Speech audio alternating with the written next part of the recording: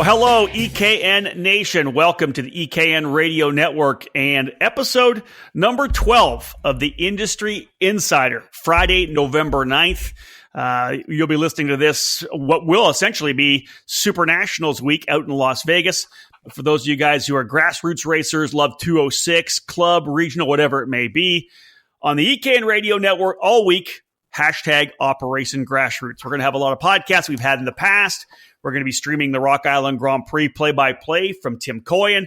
And this interview today will be played quite a bit throughout the week. And I'm excited to actually get a chance to talk with Keith Freber from Margay Racing. First off, before I go into my time when I started to meet you, Keith, hello, and thank you so much for joining us here on EKN.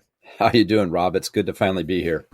Well, the cool thing is, I'll throw my backstory out before you give us the origin story of Margay. But Sure. When I first started as a journalist, I worked for a newspaper up in Canada called Performance Racing News. Yeah, I remember it. Yeah, I covered everything: stock car racing, grass drags, road racing, jet skis. I often wonder, I probably should have stayed with jet skis because I just sat on the beach and watched girls with bikinis. There you go. Yeah, it was and drank beer, which wasn't the worst thing. So they sent me to a go-kart race, and like so many of us, I'm hook, line, and sinker. I fall in love with it. All I do is work my ass off to see if I can put more karting content into this primarily stock car and road racing and drag racing newspaper. I do that, and as I'm doing it, I'm pushing them to let me go down to the States to a trade show called KartFest. Mm-hmm. So I think they paid for my hotel rooms, I think. Me and a buddy drove down overnight. It was one of those things where I had like a tiny budget to go down. And here I am with this Canadian newspaper. Nobody really knows about it. There's obviously you knew about the Canadians, the sport up in Canada. There's you had a Margay dealer up there, a couple Margay dealers actually. Roy Bryden. Roy Bryden. Yeah, Roy Bryden Kart Clinic, right? Yeah, and then Romeo Motorsports. Absolutely, Gino Romeo for a long time, and a lot of good carts up there from Margay. But I come down full of piss and vinegar, and you're one of the first guys I met. And the cool thing was you treated me with respect from the get-go. You know, we talked about the sport in Canada, and that's what I want to lay that out there. As I took that as, I went down there and people didn't know who I was, but from the very get-go, you treated me with a ton of respect, and I really appreciate that. We've had a friendship for a long time, probably because of that, right? We're going on probably 22, 23 years now I've known you, and I want to start the podcast by thanking you for the respect that you showed me. It was great. Well, thank you, and thank you for the respect that you've always shown us. That I remember those KartFest trips well, and we had a lot of fun down there. That's for sure. We did. That might be an understatement. Nobody got arrested. Nope. It was all good. We had a lot of fun at the Adams Mark Hotel bar. I remember that. Yeah, that was always an exciting place to hang around late at night. And but I had a lot of respect for you because it was obvious. Your passion, the amount of passion you had for karting was obvious. And anybody that was going to drive all night from Canada to make it down to Charlotte to hang around in an ice storm at a go-kart show, I thought, well, this guy's my speed. So, we hit it off right off the bat there, and we've had a lot of adventures ever since. And the cool thing is that I've had a chance to drive a Margay quite a bit. It's funny. I look back, and honestly, I've never raced a CRG. Mm-hmm. I don't know if I've even ever raced a Burrell. I don't think I've ever raced a Tony kart. I've always kind of went to the other directions and driven different stuff. When I moved to work for National Kart News in 1997, you, of course, were like, Rob, you have to come down to Quincy in the Park. You got to come to this race. So I'm like, okay, I'll go to Quincy in the Park with you. Let's do it. I came down and got a tour of the factory. You and I and Darren Rudolph almost got killed driving to Quincy. When the lady locked the brakes up in front of us, we took the whole truck and trailer down into the ditch and came back out. Yep, that was good. Good times. It's almost the end of both of our careers right there. I go to Quincy to cover the race. We drink too much on the night, Friday night, whatever night it was. I agree that I'll drive Dan Schmalzoff's car. Darren gives me a motor, and I'm racing the next day. So that was nothing to it. No, started 37th, finished 11th. Yeah, I'll take it. Solid. But I got a chance to race with you. You actually tuned for me at Rock Island. Yeah. In Tag Master one year. I think we probably could have won, but we drank too much at the Travolta's, and I finished 5th. Wait a minute. What's this we? Why do I keep getting drug in with this we thing? Yeah, Sure. We were kung fu fighting. There was a lot of kung fu fighting. Dude, I was so hungover. I don't think we warmed up. I think I was too hungover to warm we up. could have won, and I was so mad at you because we could have won that race. And you said, I don't need to run. You told me the night before, I'm not going to be there for the warm up. I don't need to warm up tomorrow. Oh boy. Okay. But you finished it, and that was solid. So that was a good. It was solid. And I had a good run with Greg Dingus as well. In the Margay, I qualified second to Tony Nielsen. Don't think I could have won that one. He was too good. But again, I had a Brava 411 at home in my club that I used to race on back at National Kart News days. We did the Project Yamaha with the first ever Bravo 1 chassis back in the day. So I've had a chance, obviously, to run with you quite a bit. It's always been fun. It's been really cool to watch kind of the development, of Margay. Now, I'm going to ask you to kind of give us a bit of the origin story because I come in obviously so late in the day. Let's talk a little bit early about how it kind of came together for the EKN listeners who know Margay but don't realize how long this name has been in the sport. It's been around a long time. There's no question about that. So my grandfather got his start in motorsports many, many years ago. I mean, back in the late 30s and 40s, he owned what they raced, what they called back then were jalopies, and he had a jalopy race car and raced out at the dry lake beds here out west of St. Louis. And a little bit further down the line, he ended up owning a USAC midget, a Curtis Craft Offie that a lot of very significant drivers of the era drove. And then in the early 60s, my father got involved in karting, and my grandfather started making some components for his kart.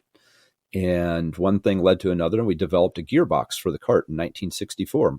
I say we, but my grandfather developed this gearbox in 1964. Wow. And it sort of revolutionized things at the time, did away with the chain drive that was so problematic for so many people. And the Margay gearbox is really where we got started. So we were building the gearbox. We were building some suspension components and some add-on components for a company called King Kart out of Milwaukee. And they basically said to us, hey, why don't you just buy the company? And we did in 1968. So 1968, we bought King Kart out of Milwaukee, Wisconsin. And we started building our own chassis here in St. Louis. And we haven't stopped. So were they King Karts back then? I know the company was Marquette Tool and Die. Is that where Margay came from? The Mar or roughly? I'm interested in that. Yeah, sort of. That's a good question. So originally, if you look back at some of our very early ads for the gearbox and some of the very early ads for the chassis, you'll see Mar-Kart, MAR-KART. That was the original company name back in 64, early 64, actually. And somebody else in the industry already had a similar name. They complained. So we came up with something else. And how they arrived at the name, I don't know, but I think it was always a very fitting name for the product. And that was Margay. And a Margay is a small leopard, basically. It's a cat that's indigenous to Central and South America. It's very quick, very nimble. This little cat that's about 24 inches long can run up to 70 miles an hour. Can stop on a dime, can turn on a dime as well, and very quick and nimble. So it was fitting for the product that we were building, and so we were up and running with Margay karts in 1968. And away you go from there. In a future podcast, I think you now just spend the time going back and diving into some of the stories, because I think anybody that's been around long as let's say 20 years remembers going through the National Kart News and seeing the tsunami and the forays into 125 racings and the Tom Nields editions. Like there was I remember seeing that stuff and man, this is so cool. Yeah, those were. I mean, you mentioned Tom Nields, you mentioned the tsunami program. I mean, those were some things that we did early on, and with a lot of help from a lot of other really good people. And that's really a significant part of our history that shouldn't be overlooked. Along the way, whether it was my grandfather, my father, or myself, we've all been very, very fortunate that we've had some really good help from some just terrific people along the way. And, I've been very fortunate as well. So couldn't do it without all the people that support us, that's for sure. let's talk. First, let's ask this: when did you make your real official entrance? I know when it comes to be a family company, you're there, but you have no control and you're battling with it. Was that a case, or did your dad finally say, "Hey, this is yours. I don't want it anymore. It's all yours. You're old enough. Run with this thing." Well, over you. What year? So, just to back up a little bit further, please. I first drove a kart in 1978. I was 10 years old. First time I ever sat in a go-kart was at Boshertown Speedway in St. Charles, Missouri. It's still there today. It's a rental kart track. And I drove a Panther X Rookie with a Mac 49 on it. Perfect. It was my father and his ace driver of the time, a guy named Bud Roll, who was probably one of the funniest people I've ever met in karting. So that was my first experience, like I say, 1978. And I was involved, I was always hanging around on weekends. My dad, I'd go to the races with my dad, and I got to hang around a lot of the great names of the late 70s and early 80s, the Scott Pruitts, Lynn Haddocks, Mark Dismores, Gary Hartman, who unfortunately just passed. Most definitely. But so I got to grow up around a lot of these really interesting people and a lot of people that worked really, really hard. So it was really a terrific experience for me.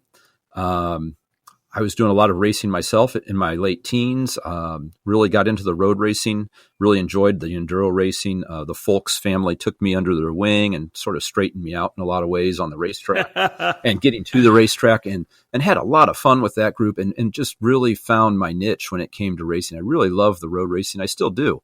And we can talk about that too, because you still will show up at Daytona and you're winning races. Right? Well, I was until Randy built a new kart this past year, and then it got a lot more difficult. But I see. Yeah, of course. But right? I'll be back at Daytona this year. I believe. Good. I think it's going to be my 37th year in a row racing at Daytona. Wow. Haven't missed one other than the 2 years that WK did not compete down there. But I've been to every one since 19 whatever that was. That's amazing. So anyway, fast forward. Went to college, Bradley University, Peoria, Illinois, close to home, so I could come home and race every weekend.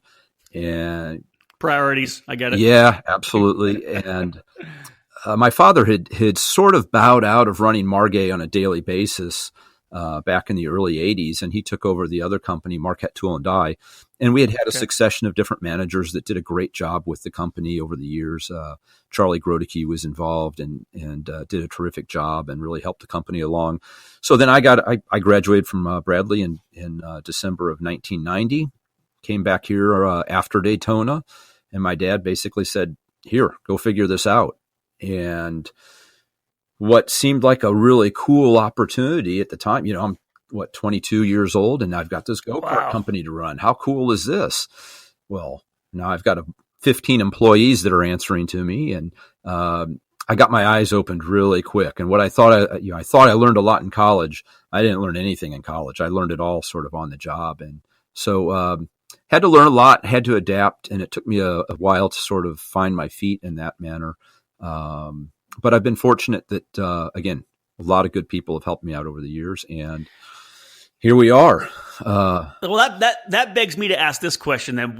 So you take over the company. Mm-hmm. What was the turning point project? What was the kart model? Was there one that was kind of yours? Like, you got great drivers that are on Margay. You're getting feedback from all these drivers. But was there one after you took control, mm-hmm. after you brought everybody together and it was your deal? What was that first chassis? What was that first project that you could say, you know what, that was mine? That's easy. That was the Puma kart, and it's real easy to be focused on the top of the pyramid. I talk about the pyramid, the karting pyramid. I talk about that a lot, and it's very easy we do too. For you and I to we get really wound up with what's going on at the top of the pyramid. But the reality is you've got to have the base to support everything at the top. And where we want to focus on at the time, what we were going to win the IKF Grand Nationals with, the reality is that's different from what you sell to the average weekend racer. So what we did back then was repackaged what was the Expert 3 model, repackaged it as a price point kart called the Puma, and pushed that towards the 4-cycle market, which was based around the flathead Briggs at the time. And that thing really took off for us. I mean, all of a sudden, we were selling 500, 600, 700 Pumas a year. And that's nice to have that foundation. That allows you to go off and do some of those other really cool things that we like to do. So that Puma was the one that was my first project, I would say. And that was what stabilized your program. It was. It really was. Yeah. Absolutely. And that allowed us to go do other things. So, and then you go from that to the affiliation we had with Tom Nields, which was lined up via Doug Hinline, another great guy. No doubt. And then on to the Tsunami with Colin Iwasa at Yamaha, which, all these people that I mentioned, yourself included, again, all these people have always gone out of their way to help me and help the company over the years. And it just has to be said that we wouldn't be where we are today without all these people helping out. There are so many components to a program, obviously, Keith. Whether, like you said, you brought up Colin Iwasa from Yamaha. He was a big supporter of what we did at Shifter Card Illustrated magazine as well. Colin was one of those guys with a full page when we first got things rolling, and continue to do that until essentially the Yamaha was phased out of shifter cart racing. Now, you bring up Doug Headline. Yeah. You were in 1990. You're rocking the Puma. You've got a good base of what's going out to the 90% of the sport. Now, like me, and I was the same way with ski. I was so excited. People still talk about the fact that we need to make stars of the sport and our top guys need to be big, but we need to take care of the bottom of the foundation. You move towards the first steps towards maybe, and you did go try out the World Championships, that Bravo One program that so many people will remember who were around in the mid 90s. That Formula Y deal, that Bravo. The Bravo One, that chassis, man, with the drivers you had, the Jonathan Stroms, Pete Vedder, Tofi Stewart, the guys you had behind the wheel of those carts won a ton of races. And that was kind of something that really put you guys, it took you big time into the national scene again. It did. You're exactly right. And the genesis of that really goes back to Doug Hinline and his desire to elevate the sport of karting in the U.S. market. And Doug is a really neat guy, unbelievably smart, very driven, very motivated. And it was a lot of fun to work with Doug. I learned a lot with him, and I wish I could work again with him. But at the time, the U.S. is an island. Everything we were doing in the U.S. was completely different than what they did in Europe in terms of structure and format and classes. And so Doug recognized that if we ever want to have young drivers in the U.S. competing on a global platform, competing at the world championship level, we have to have a program here in the U.S. that mirrors what they do in Europe. And so he laid the groundwork for what became the Constructors' Cup Series with the Formula A program in IKF Region 6 in 1995 and 1996. And we ended up competing very heavily in that with Mike Doty out of New York. And Mike was a terrific driver in that era, still involved in the sport, of course. And Mike won a ton of races for us and 4Cycles and Yamahas. And we got to know Mike through his teaming up with Tom Nields. So, again, this was kind of the Southern California connection. But the Region 6 program, the Formula A program in Region 6, that was the toughest thing going in the country at the time. Region 6 ran every once a month in Southern California. Once a month. Yep, first week of the month. And, man, everybody that showed up at those races, they were tough. The crowd was, it was really, really competitive. And so we were there, and we were always based out of Doug's shop at Douglas Wheel. And we learned a lot. We learned a whole lot on the chassis development side. It was very productive. And that's essentially where we finalized the development of the Bravo One. And then we took off into 1997 with the Constructors' Cup Series in 97, 98, 99. And then we went and raced the World Championships in 1999 with the Bravo One. And I'm looking out my door right now in the office out into the showroom, and there is the sister cart to the one that we ran the World Championships with in Belgium. So pretty cool. Here's the thing, and I love to hear that. So, I've been doing this for 25 years now, and the Bravo One is one of those carts that if you were to put a timeline out and throw a couple of names down at carts that kind of, came in and wow, that was a badass cart, or this one here kind of changed things, or this is one that everybody jumped on, or a ton of them got sold because it was that good. The Bravo one was for you guys and for the sport itself of Yamaha racing and then into Formula A was really a turning point. It was. When it came to American karting. There's no doubt about it. It really was. And it reestablished us. Karting's very cyclical. You're up, you're down, and every manufacturer goes through it. No one's immune, whether it's any of the top brands out of Italy or us here in the States. You've got your time at the top. Everybody works hard to knock you off, and then you've got to claw your way back up there again. And so that Bravo one was the culmination of a lot of work and a lot of determination to get back on top. And we saw the results in the finished product. It was a great kart, very easy to drive right out of the box and fast out of the box. Anybody could jump in it, set it up the way we told them to set it up, and go fast and win races. So if you remember about that kart, it had that unique front stabilizer bar where we tied both kingpins together and made the front end of that kart super rigid. And that thing stayed free forever, and just fun kart to drive.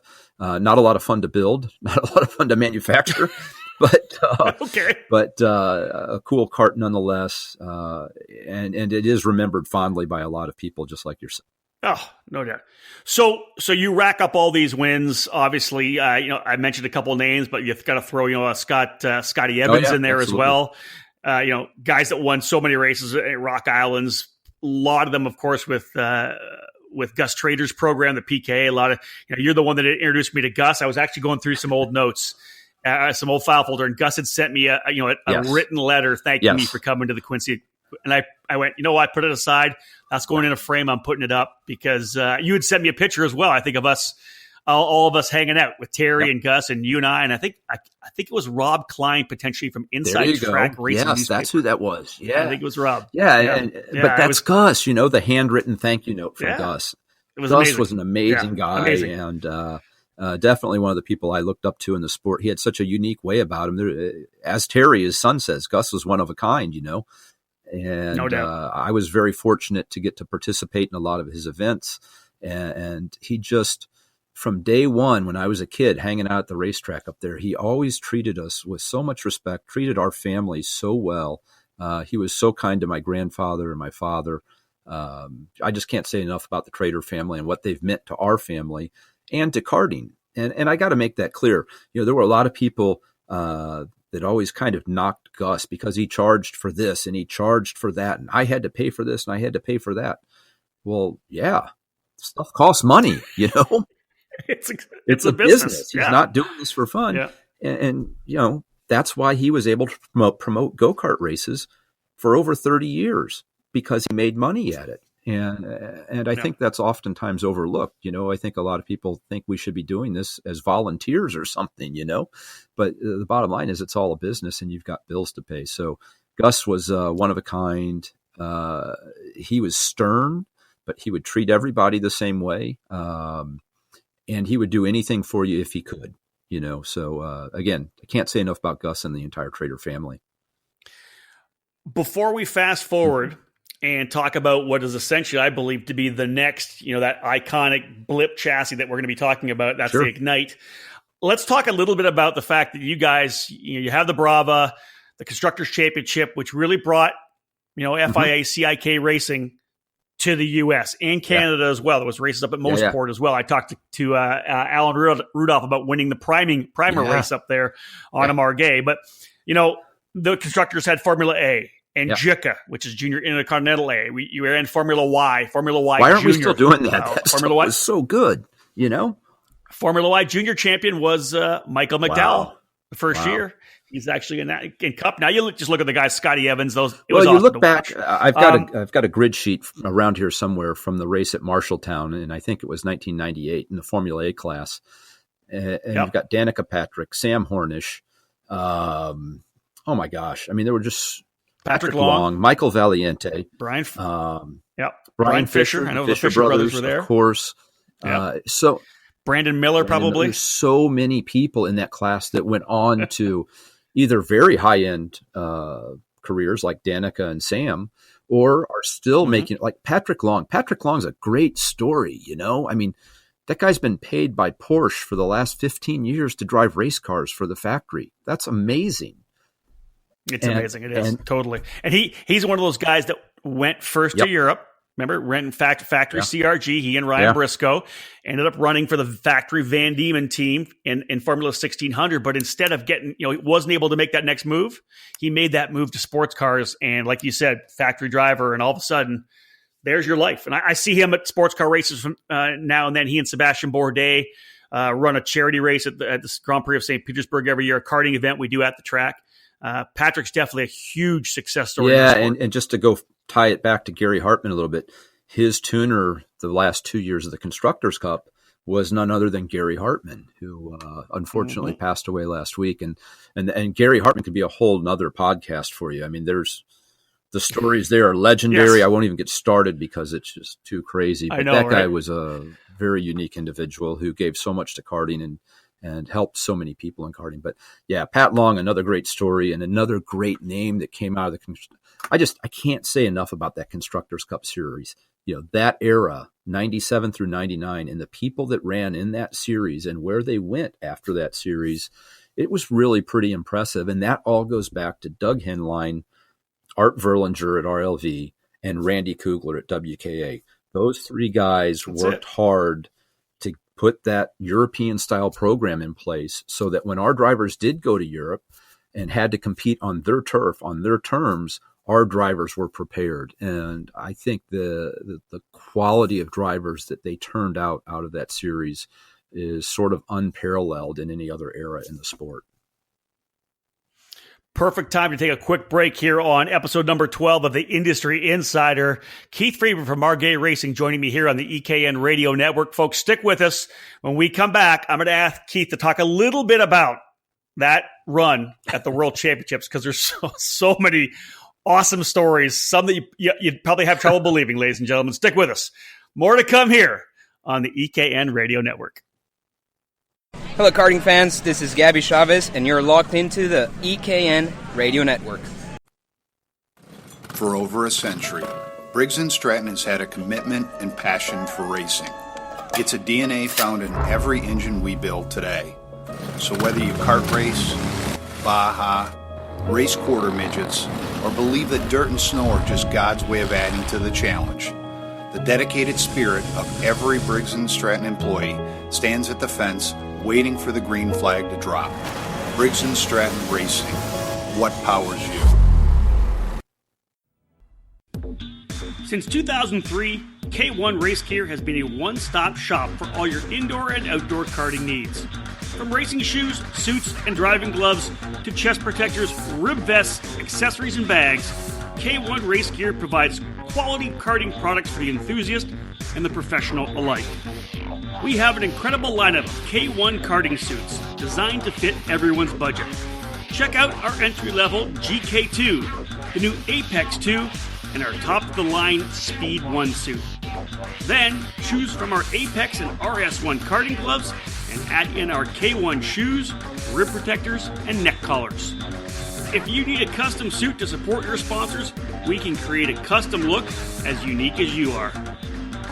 As you would expect, our custom suits are made to order.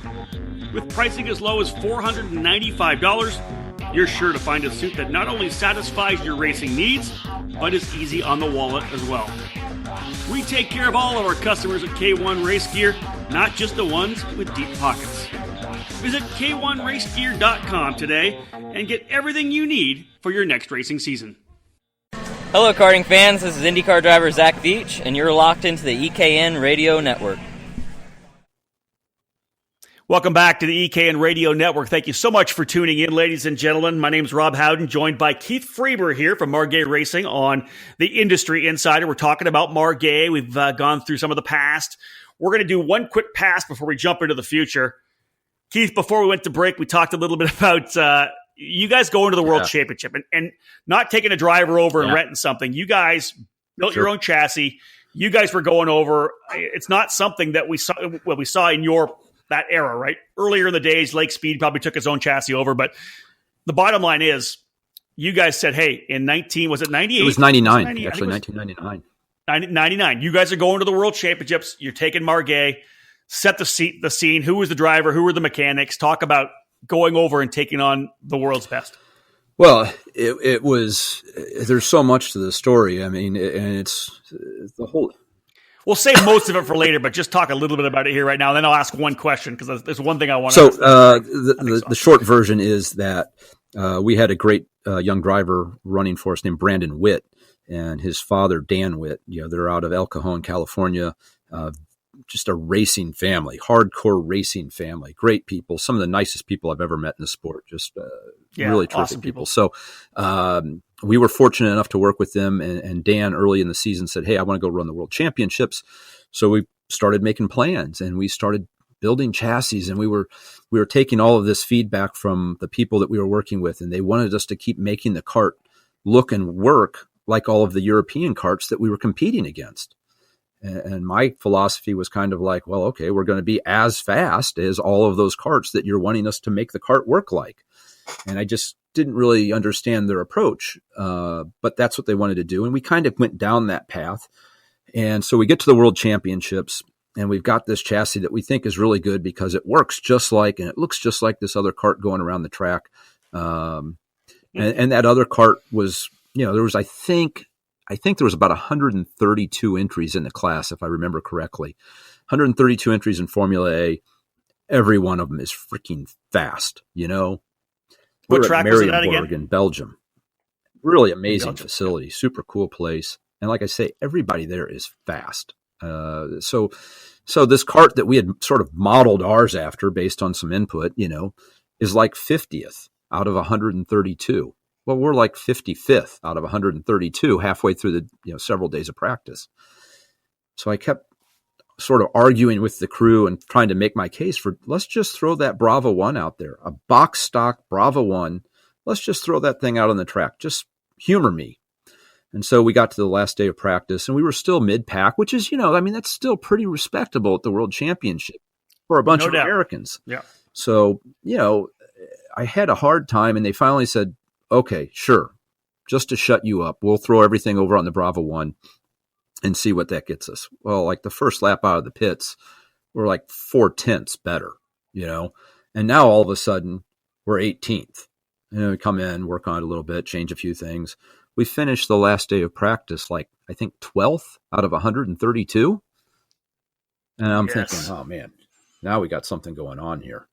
And it was really exciting at that point, and so we start prepping for qualifying the next day, and all is well, and feeling pretty good about everything. And we had a little misadventure with the rental car on the way back to this chateau that we were staying in that Mr. Hinline lined up for us. And needless to say, it didn't really end well for the rental car, but we did make it home, and we got back to the track the next morning. And we get ready for qualifying, and weather rolls in. We're in like the third or fourth group to go out and qualify. They send 5 karts out at a time. You've got 132 karts to qualify. So it's an all-day process. So we go out, or we get ready to go out. It starts raining. So the track is full wet. It's a downpour. We have to change everything over to wet settings, put all the rain tires on real quick. We go out and we do well. Brandon did a nice job out there in the wet. First time he had been at the wet at that track all week. Did a good job. We're sitting pretty decent after, I think, 5 or 6 rounds of qualifying. We're like, yeah, this will be all right. Then they have a problem with the scoring computer. The scoring computer goes down. They stop practice. The wind picks up. All of a sudden, the clouds part, the sun comes out, and the track goes full dry. And now everybody that qualifies after us is on a dry track. They don't rerun qualifying. Tough luck for you. That's what the heat races are for, they say. Yeah. And nowadays, if the sessions are different by time, they'll change it up. Back then, no. If it rained, it rained. Tough luck. Right? Yeah. Yeah. Tough luck. So that's right. I think our final standings in qualifying was like 78th or something. So talk about having the wind taken out of your sails. So I think we had 7 heat races. And we started 21st in every heat race. And to make it into the last chance race, we would have had to gone from 21st to 10th in every one of those heat races. And anybody that's been to one of those events at the World Championships knows that's impossible. I mean, everybody's the same speed. It's just it's a parade of karts flat out from front to back. They're just bumper to bumper to bumper. Everybody's the same speed. It's really, really, it's the hardest racing I've ever seen or been a part of. And it's the coolest thing ever. But needless to say, we didn't make it into the final, but it was still a great experience. And we did prove that the chassis was competitive on an international level. So that was important. And it was a great experience all the way around. And that is a story that we are going to dive into in another podcast. Maybe it'll be one of my new Book It podcasts where you and I can just sit down and talk about the sport, but we'll go all in. Maybe we'll even see if we can get Headline on here as well to talk about it. And because it was just one of those things when it was happening. I remember, we couldn't follow it like we do nowadays, right? We it wasn't like it was online or anything. We were staying in this crazy chateau out in the middle of nowhere in this field in Belgium. But I had some sort of internet connection, and Chuck Tate at racersites.com was handling our website at the time. And I would type up like a little daily summary every night. And then somehow I would transmit that back to him. And he would publish that on our website. This was before blogs and Facebook. This is before all that stuff. And it blew me away, the response that I got or that we got to those posts that we were putting up daily. I mean, I had people coming up to me 3 and 4 or 5 years later saying, "Oh, I remember when you were at the World Championships. That was the coolest thing ever. I really enjoyed reading those, daily reports." And so it was kind of fun to do. It was a lot of work. But yeah, we can sit down and really get into the details of that someday. Yeah, I want to do that. So, okay, now time to fast forward because we talked about how great the Margay Bravo 1 was and how it kind of, just push you guys back in the front, but it was one of those chassis that'll be an iconic chassis forever. Here we are now with a renewed focus on trying to build the foundation. Everybody's realizing that, hey, we need more. We need to get more people into the sport. It's not as easy as it used to be. Hey, karting's cool. Come out with your parents. The kids have a lot of different things they're looking at, so we're trying to get more people into the sport. Now, one of the things everybody's worried about is, at the time, you couldn't get a European chassis for under $6,000 or $5,000. You guys roll in with the Margay Ignite, and I want to ask the origin story on that. You can tell me more about where did the idea come up, and when did you guys say, "Hey, you know what? We're going to take the sniper out of the front of the cart. We're going to make a cart with this Briggs 206, which is of course, press that reset button on 4Cycle Racing." Where did it all come from? What was the motivation to hit that $39.99 price point under $4,000? And then roll with the Ignite program? Well, I think really it starts with looking at the industry as a whole and having to acknowledge that the customer base, the consumer base is changing. It's evolving.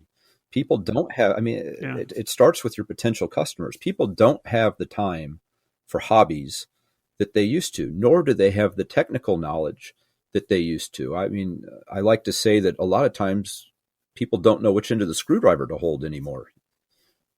And it's true.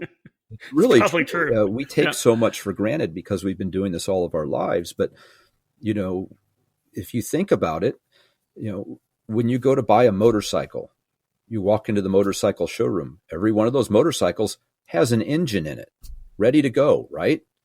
If you walk into a kart shop, that's usually not the case. For many years, it's getting a little bit better now, I think.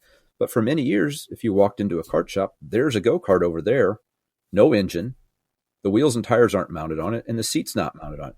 So you've got this jungle gym piece of equipment sitting over there on the floor, or I can go down to the motorcycle dealership and drive that thing home today. So, the short version is we had to make a concerted effort to make it easier for people to get into the sport, to remove the traditional entry barriers into the sport, and just simplify the whole process so that you don't have to educate yourself over the course of a year before you can even get started in this thing. So that's where it all started, basically. Now, obviously, you came up with this chassis, turnkey. The Bridgestone tires are already on it. Everything's ready to go. You pull the cord and away you go. Was where the Ignite program is now as a full spec program?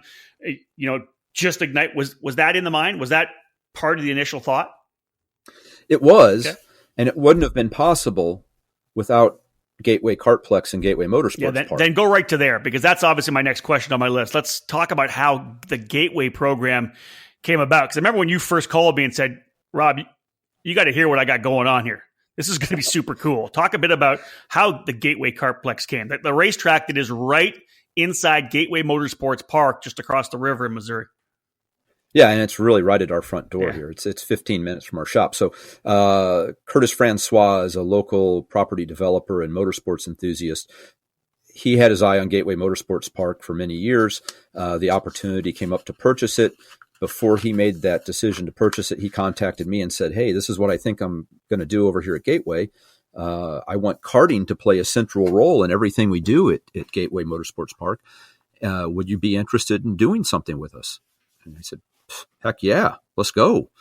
And so Curtis was very generous with his time, very generous with his facility, and provided the funding to get Gateway Kartplex built.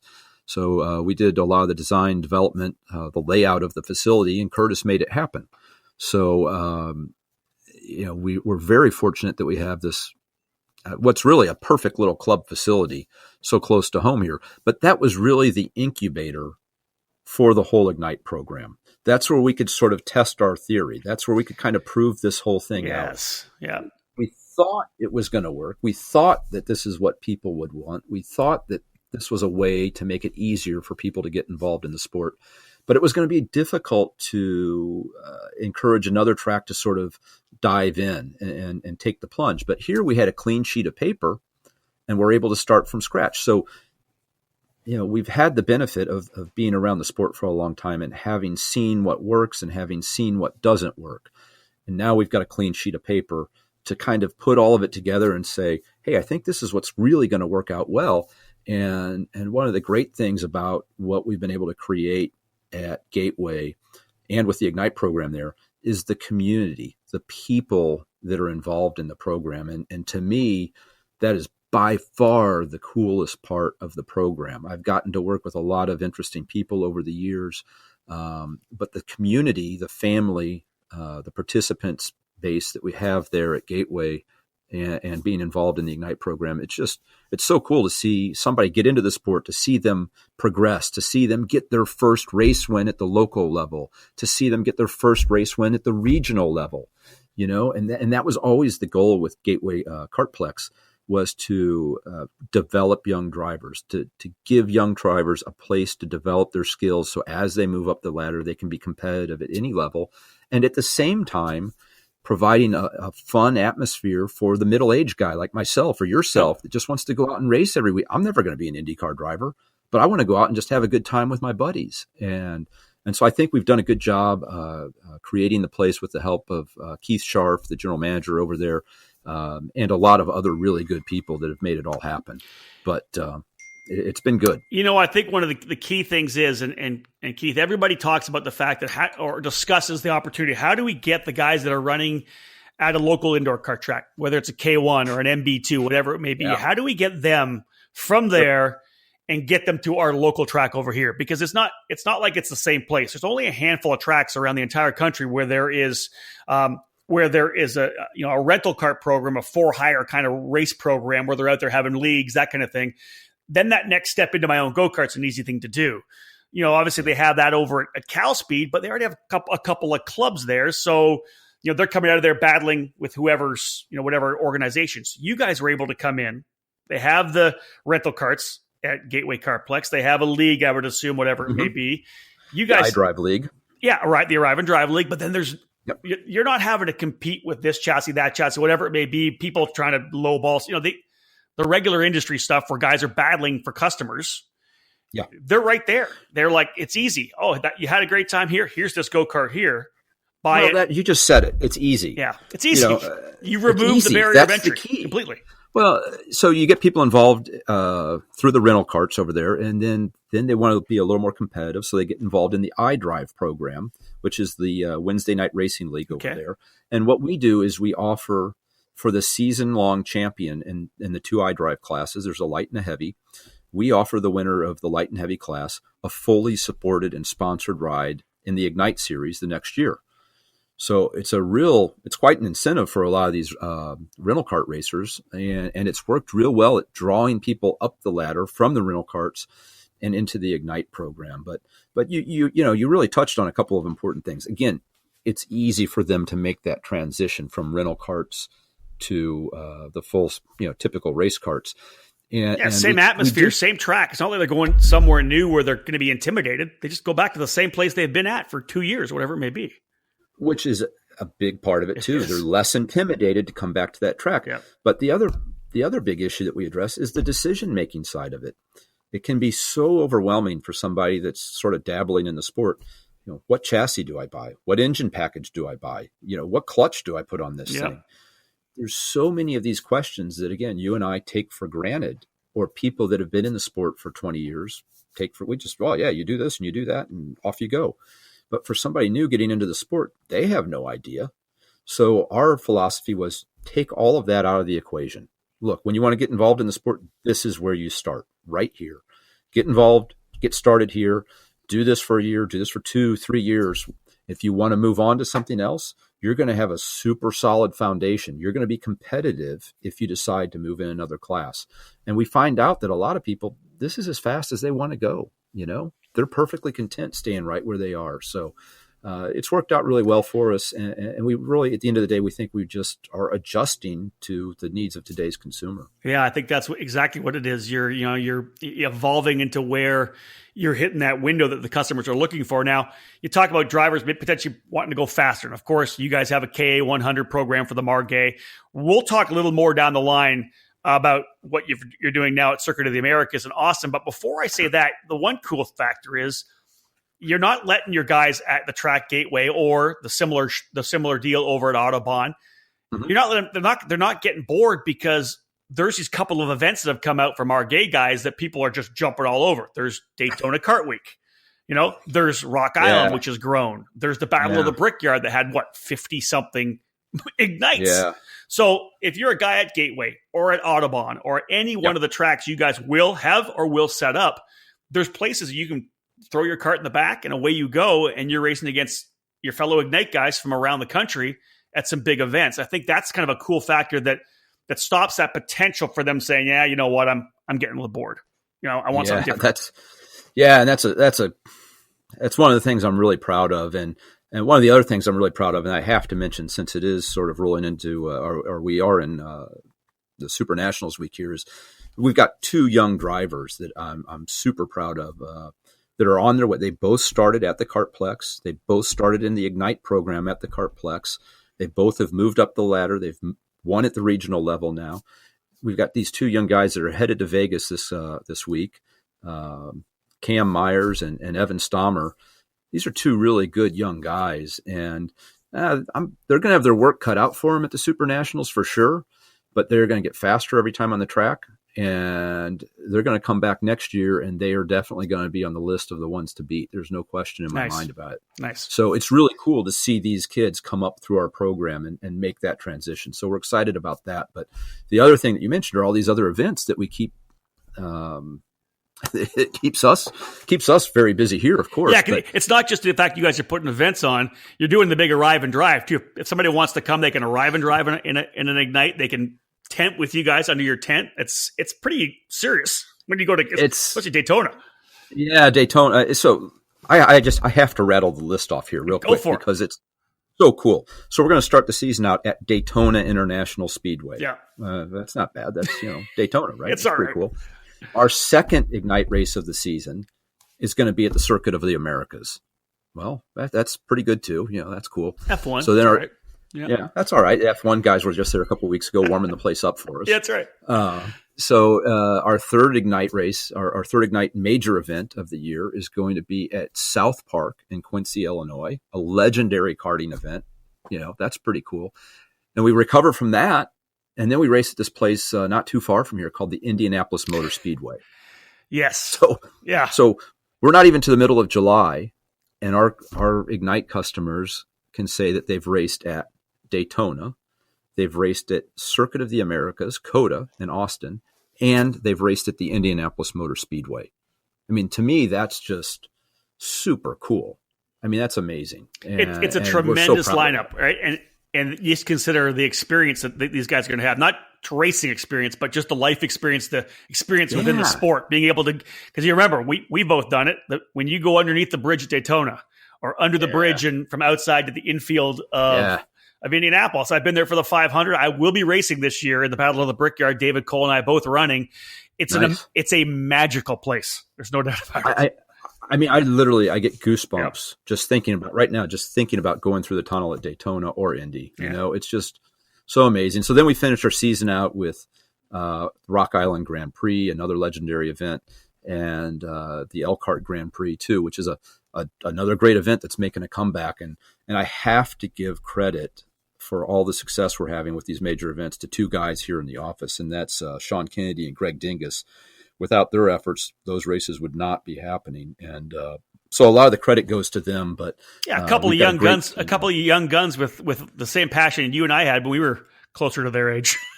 Yeah, they've just got a little more fuel in the tank right now, I think. Than a little more hair on the top of their heads too, I think. Certainly that. But man, that's just me. I don't mean to dwell on it, but how cool is that we're getting to race at these premier? I mean, these are the best places in the world to go compete in motorsports, and we're going to be there with our Ignite program. So, thanks to WKA, thanks to USAC Karting for making it all happen for us. So you've brought up the Circuit of the Americas. I did as well.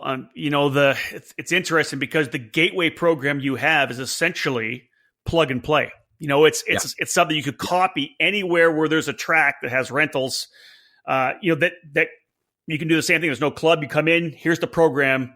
We're going to you're going to keep running guys through it. We all know the rental car programs make a ton of money. If they do the right marketing, rental car programs, especially the ones outside, are just, they can make, people are loving it, right? Whether it's GoPro or Dallas Karting Complex, they're hammering people through. People are loving karting. We just need to show them how easy it is to make it a sport, a pastime, a hobby, as opposed to just a Sunday thing they do twice a year. Well, and you bring up a very important point there. These rental tracks, that's where they make their money. Yeah. Back to Gus Trader. This is a business. When you build this track at COTA, there's a big bill associated with it, and you've got to pay for the place. Rental carts do that. They enable that facility to be there and be open for the race carts. So you can't have a race program, what I call a traditional race program, that you would see at a typical club track, over the years, that you get there at 7 a.m, you get registered, practice starts at 8, and you're loading your trailer and getting out of there at 6 or 7 that night. You've tied up that facility the whole day. You've tied up those customers, those racers, the whole day. It doesn't make sense. So you've shut down your rental revenue the whole day. So the great thing about the Ignite race program that we've put together is it's about a 6-hour package. So, you can turn the track back over to rental carts at about 2 p.m. and get the program run. I like Saturday mornings. I think Saturday mornings a great time. Agreed. You're not on Sunday when people want to go to church or do things with their family. Come in Saturday morning, get there at 8 o'clock. Practice starts at 9. You're done racing by 2 or 2:30. You can hang out at the track the rest of the day if you want, or you can go home and cut the grass or do something with your kids. Very true. So, yeah. It allows time for people to do other things. And I think, again, with a facility like COTA, they've got a major investment down there and they've got to keep those revenue streams flowing. So this program made sense to them, and we're really looking forward to working with them. We think there's just a tremendous amount of potential down there to grow the sport at COTA, and we're going to see the benefit at the other tracks in that region. All right, Keith, just a couple more minutes left in this edition of the Industry Insider. Again, folks, my name is Rob Howden. You're listening to the EKN Radio Network. My guest today, Keith Freber from Margay Racing. Again, a couple minutes to go, as I said. What is next for Margay? Fill us in a little bit. I briefly mentioned the fact that there's a program going at Audubon Country Club, which is the member track just west of Chicago. You're bringing karting to that track, which is amazing. What else you got going? Are there other facilities that I haven't mentioned where you've got the Margay Ignite program firing up? Well, we're trying to grow incrementally. When we were fortunate enough to pick up an Audubon or the facility at COTA, those are big bites, and there's a lot of increased volume associated with that. And we want to be sure that we can service those facilities the way we should. That's we wise. want to make sure we take care of everything.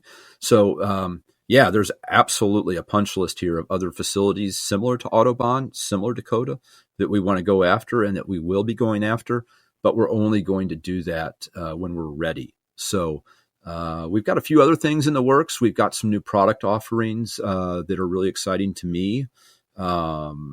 Everybody knows my affinity for twin engine carts. So I was just going to say, do we talk about the twin yet? Or yeah, we've been teasing that for way too long now, and we really just need to get it into production.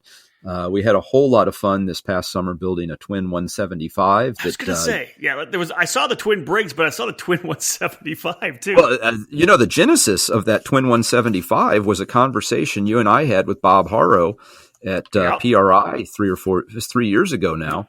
And we were sort of brainstorming, and we said, hey, this is what we've got to do. And so we did it. And wow, that thing is unbelievably impressive. Very cool to drive. But that's kind of a one-off deal, obviously. That's just, more of a novelty than anything. But the Twin 206, honestly, I think there is a future for that. Really? That's interesting. Absolutely. I'd love to drive it. Well, we limit ourselves a little bit with the 206. I mean, 206 is a great base, great foundation, and it's sort of saved the sport. There's no question about it. But if you look around when you're at the racetrack, man, there's a lot of big dudes out there that aren't racing. Yep. So, for the guy that's 6'2", 6'4", 240, 250 pounds, he can't sort of go out and hang with his buddies on the track. And that single 206, it's working hard to haul that guy around the track. So let's give him two, And so we're really going to target this towards larger drivers. I love it. That's cool. And anybody else that wants to climb. It's a ball to drive because it's fast but manageable. Yeah. I mean, it's the twin 175. You're just trying to save your life every 5 seconds. I was going to say it doesn't have that bottom end hit that just like, oh my god, on the pipe and away we go, right? Yeah, that thing's very exciting to drive. Very exciting. But the 206, it's plenty fast. The twin 206 is really fast, but it's manageable again. You can actually think about it while you're driving it. So I think there's some potential there. Again, we're going to be working hard, very hard to grow the program up at Autobahn. We're getting more and more involved with the KA 100, both at Autobahn and down at Coda. And that's sort of our default move, the next package that we're going to be promoting real heavily. Great engine package from another great company involved in karting forever with Yami.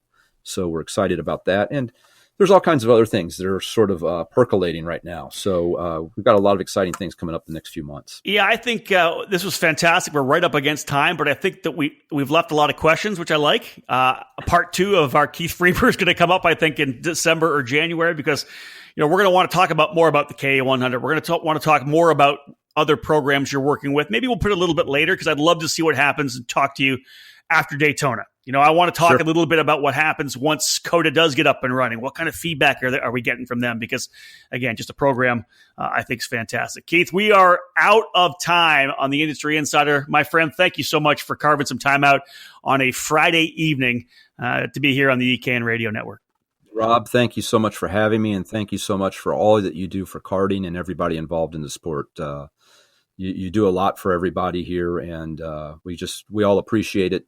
Can't tell you how much we want to thank you for everything you do. Keith, thank you so much. Folks, it takes guys like Keith Freber that have been in this sport for 25 or more years and still have a passion for it. That's what drives things forward. That's what drives innovation like the Margay Ignite. If it wasn't for Keith and his crew saying we need to solve a problem the sport has, we'd still be battling with not having guys running at the club level. Instead, the foundation growing, strengthening. Big thanks to David Klaus, of course, at Briggs Stratton. That 206 has just been so amazing. But again, the guys at Margay have blended their Ignite with that 206, and they're bringing new people into the sport that could otherwise just be stuck running rental carts. Again, we thank Keith for joining us here on the EKN Radio Network. There will be a part 2 to this, I guarantee you, probably January. We'll talk about Daytona. We'll talk about the Ignite program there. They're going to have 40 or 45, I would expect. I think we're going to be over 50, actually. It's getting kind of scary. Yeah, it's going to be good. And we'll talk about you laying down in that that lay down cart, see if you can go beat Randy Folks this time around as well. Nice. Looking forward to it. Thanks, Rob. Ladies and gentlemen, this has been the Industry Insider on the EKN Radio Network. Thank you so much on behalf of everyone at EKN. My name's Rob Howden. Bye for now.